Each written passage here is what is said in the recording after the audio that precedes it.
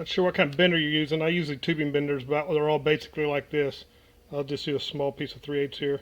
Usually go through, stick a mark right there, right at the front, lined up on 0, and I'll bend some 90 pieces. Go around to your marks on 90.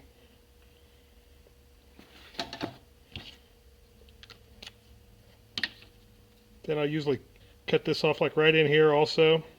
But this is a mark you always want to go by. It's the front. And what you end up doing,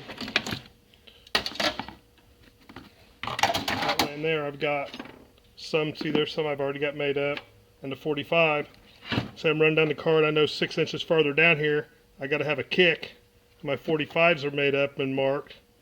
And I'll lay that right there, say 6 inches out. And I'll put my bender face right back there just like I started it on this mark right here, and know that's exactly where that'll be. And if I need a 90 there, I'll lay that up there in front of my bender where I mark. Is always going to be repetitive. And do the same thing if you got 30-degree bends or whatever. Have you some test pieces like this with the marked on the front so you know how much length it takes up in your bend.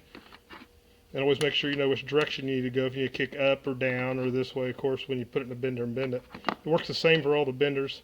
I do the same thing if I'm laying out anything like that. Especially if you got repetitive stuff you want laying beside each other and all to look the same, and 3 or 4 tubes taken off and going different directions, but all look the same. It's the best way to do it is that. There's no really length and measurements on these benders that I've ever seen. To just get the degrees. You can hardly see it on that video or not. Degrees on them.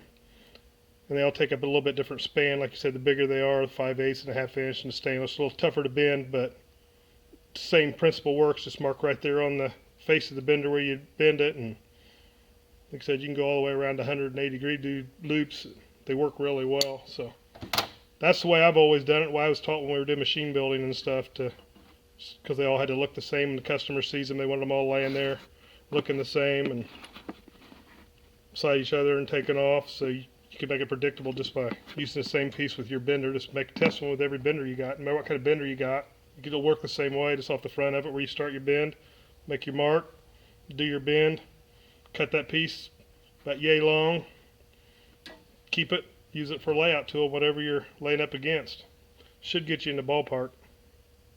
Fucker.